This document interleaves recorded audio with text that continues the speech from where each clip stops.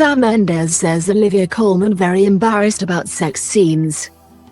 Sir Sam Mendes said actress Olivia Colman was embarrassed to perform sex scenes in his upcoming film Empire of Light alongside her younger co-star, but he had wanted to see the character's physical desire.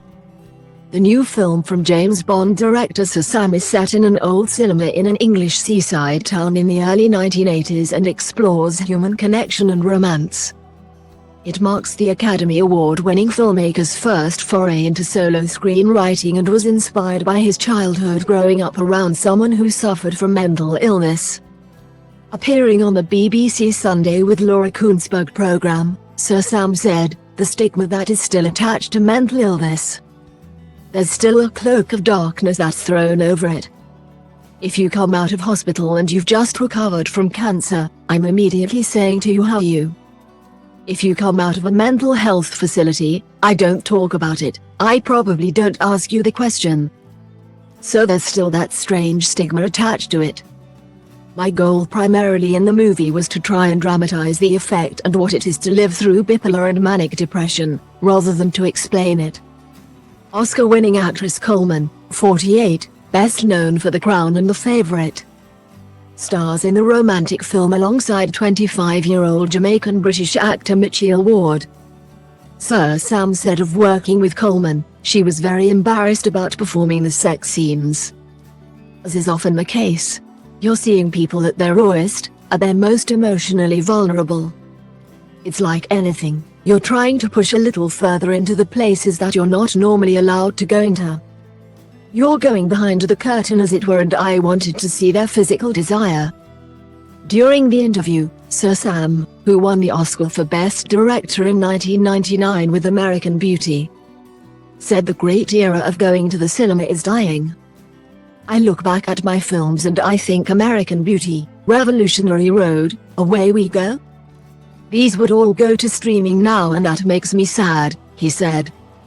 "I think those middle-budget movies don't get made for cinemas anymore, and you look at the multiplexes and people go, there's 6 screens, and then you go to those 6 screens and it says Screen 1 Avatar, Screen 2 Avatar, Screen 3 Avatar. That's not a 6-screen cinema, that's just 6 screens showing the same movie.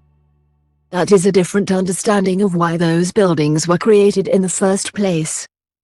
What it means is filmmakers have to accept and embrace the ambition of a big screen and make things that need to be seen on the big screen.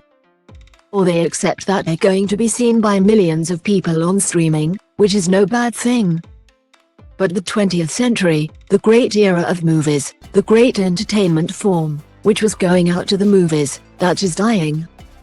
Sir Sam also described the possibility of having gender-neutral awards at the Oscars as inevitable, and that he had total sympathy with the idea. It comes after The Crown star Emma Corrin, who identifies as non-binary and uses the pronouns they/them, said they hoped award shows will opt for gender-neutral categories in future. Sir Sam said, "I have total sympathy with it, and I think it might well be inevitable in the end because I think that's the way it's moving and I think it's perfectly reasonable. For me, people forget with awards, I think this happens all the time, that they use it as a bellwether for the industry. But the truth is awards are a TV show. Awards are there to promote films. If that film wins an award, I'm more likely to go and see it, and that's what you're doing there. It's not about yourself. It's not about the art or craft of the industry especially. It's about selling films. I'm not dismissing the importance of them, but I'm saying they were there to promote films and the craft and art of films. They're the shop window, but they're not the thing itself." Sir Sam also called for the Prime Minister to correct the wrongs of the last year and reinstate funding to arts institutions, calling the erosion of arts across the country over the past decade a scandal. His comments follow the news that the Arts Council England's programme for 2023 to 2026 will see some institutions facing a cut to their annual funding, including grant reductions at the Donmar Warehouse Theatre, where Sir Sam was founding artistic director.